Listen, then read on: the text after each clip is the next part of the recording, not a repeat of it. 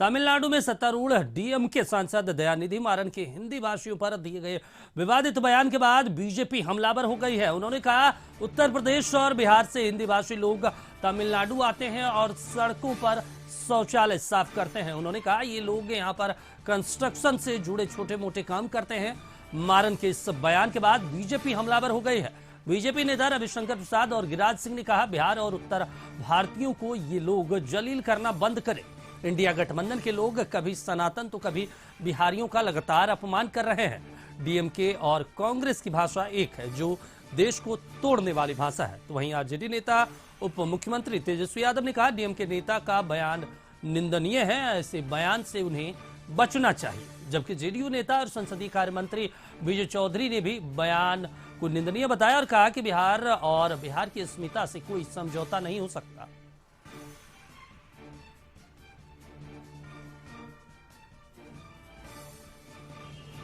बिहारी मजदूर वहां इसलिए जाते हैं कि उन्हीं के इंडी गठबंधन के मुख्यमंत्री नीतीश कुमार के कारण जो बिहार की स्थिति है। लेकिन क्या मतलब है, अगर कोई अपने हाथों से श्रम करता है तो उसको आप इस तरह से अपमानित करेंगे? यही आप कभी सनातन को, कभी बिहार के संस्कार संस्कृति को और कभी श्रम को, ये हिंदुस्तान एक है, तो कहीं भी जाके काम कर सकता है। इंडी गठबंधन की तरफ से इस तरह के बयान आते हैं तो आप उनसे ना बात करिए। जब हारने की स्थिति है तो और गड़बड़ करेंगे। धन्यवाद। देखिए, डीएमके कांग्रेस की सरकार है, वहां कांग्रेस और डीएमके की भाषा वही भाषा है जो देश को तोड़ने वाली भाषा है। ऐसी भाषा बोल करके देश को अपमानित करने का काम डीएमके कर रहा, पहले भी किया। सनातन को खत्म करने की बात कहा, अब मजदूरों पे प्रहार कर रहे हैं।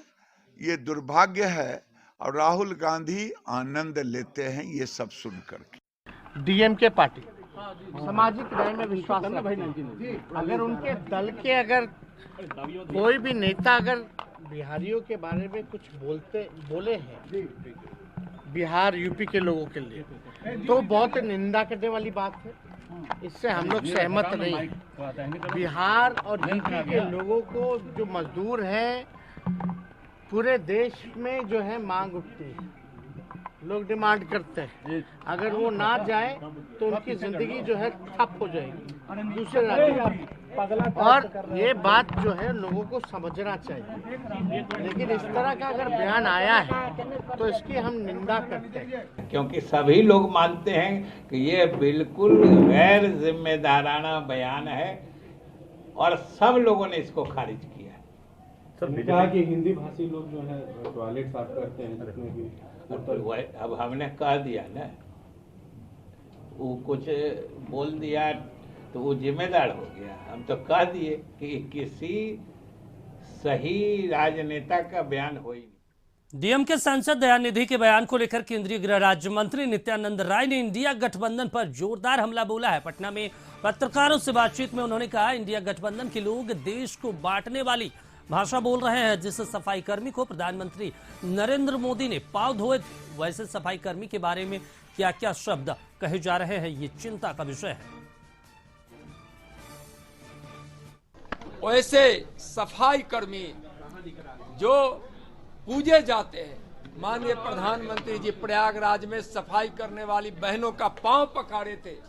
आज जो स्वच्छता अभियान में लगे हुए हमारे भाई बहन हैं, उसका सम्मान प्रधानमंत्री जी करते हैं, बढ़ाए हैं, और आज अपमानित कर रहे हैं। यह तुष्टीकरण की नीति है। उत्तर भारत और दक्षिण भारत को बांटने की यह बात दयानिधि मारन सुन लीजिए। अब यह भारत नरेंद्र मोदी का भारत है, यहाँ कोई भी भेद पैदा नहीं कर सकता। तो देखिए, इस तरह के बयान लगातार जो है दक्षिण भारत के तमाम नेताओं की तरफ से दिया जा रहा है। और ज़्यादा जानकारी के साथ हमारे सहयोगी अमित लाइव जुड़ गए। अमित, लगातार अगर बात कर लें तो पहले स्टालिन के बेटे उदयनिधि का बयान आया, उन्होंने सनातन को लेकर विवादित टिप्पणी की।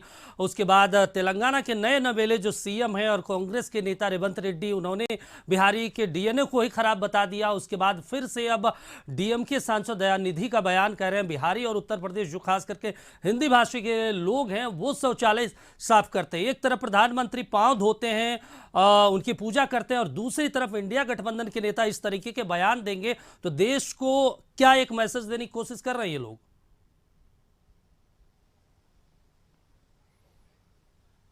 देखिए, सबसे बड़ी बात यह है कि जिस तरह का ये बयान है, पहले तो खुले तौर पे सभी पार्टियों ने इसका निंदा की है, इस बयान की, और ये चिंता भी जताई है कि आखिर क्यों ऐसा बार बार हो रहा है कि आप किसी व्यक्ति विशेष, किसी क्षेत्र विशेष पर इस तरीके से आप टिप्पणी करते हैं, ये जानते हुए भी कि जब देश एक है उसके बावजूद भी आप लोगों को बांटने की कोशिश कर रहे हैं, क्षेत्रवाद की बात करते हैं। तो इस मुद्दे पर सियासत भी बहुत तेज हो रही है। आप समझिए, एक बहुत ही गलत बयानबाजी है जो एक सांसद के तौर पे, एक आप देश आप प्रतिनिधि हैं, आपको लोग देखते हैं, आप इस तरीके का बयान देते हैं तो आप कहीं ना कहीं उसका बड़ा असर पड़ता है, लोगों की सोच पे असर पड़ता है कि आप उत्तर भारतीयों को, हिंदी पट्टी के लोगों के बारे में इस तरह की बातें करते हैं, बिहार के लोगों के बारे में। लेकिन सियासत इस पर तेज हो रही है और जो विपक्षी, जो इंडिया गठबंधन की पार्टियां हैं वो बैकफुट पर है, बावजूद इसके वो इस बयान को गलत बता रहे हैं। लेकिन बीजेपी को एक बैठे बैठाए मुद्दा मिल गया है। बीजेपी नहीं चाहती है कि इस मुद्दे को वो छोड़ दे, ऐसा मुद्दा जो बिहार और उत्तर प्रदेश, यानी जब सबसे बड़ा वोट बैंक जहां से है वहां के लोगों के अस्मिता का सवाल है, बिहार उत्तर प्रदेश के लोगों के बारे में कहा गया है, तो वो ये तुरंत से इस मुद्दे को पकड़कर इस पर सियासत तेज कर दी है। लेकिन लबोलवा बात यह है कि जो लोग भी हैं जिन्होंने ये बात कही है, डीएमके के सांसद ने, ये कोई पहली बात नहीं है।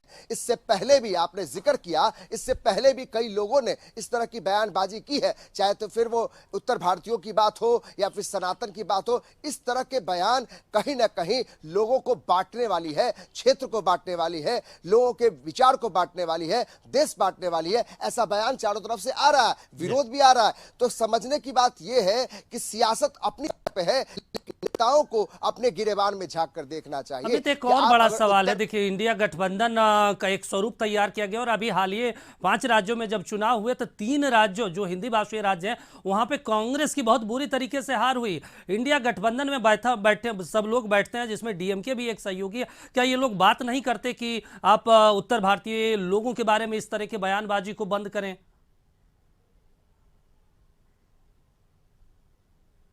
सही बात है, ये बात तो होनी ही चाहिए, क्योंकि आप जब देश का स्वरूप तैयार करने की बात करते हैं, इंडिया गठबंधन का गठन ही क्यों हुआ, ये पृष्ठभूमि इसलिए तैयार की गई कि अगर आप बीजेपी की विचारधारा के अलग, अगर आप बीजेपी को कहते हैं कि धर्म की बात करते हैं तो आप तो क्षेत्र की बात कर रहे हैं, आपके नेता क्षेत्रवाद की बात कर रहे हैं। तो अंतर कहां है? आपने अगर इंडिया गठबंधन का गठन किया तो आपके पास मुद्दा क्या था? आपके पास मुद्दा था कि जन सरोकार की बात की जाए, और आप बिहार, उत्तर प्रदेश और क्षेत्रवाद की बात कर रहे हैं। अगर आप बीजेपी पे आरोप लगाते हैं धर्म की बात, तो आप क्षेत्र की बात करते हैं। तो कहीं ना कहीं जाति धर्म इससे उबर नहीं पा रही है जो पार्टियां हैं। और सबसे महत्वपूर्ण बात यह है कि आप समझिए, अगर आप जब भी चुनाव आता है उसी समय इस तरह की बातें क्यों आती है? 2024 का चुनाव सामने आ रहा है तो इंडिया गठबंधन का एक मजबूत घटक दल इस तरह की बयानबाजी दे रहा है, और ये चलिए बिल्कुल अमित, वैसे में देखना होगा कि जिस तरीके से लगातार दक्षिण भारत के नेता और खास करके डीएमके के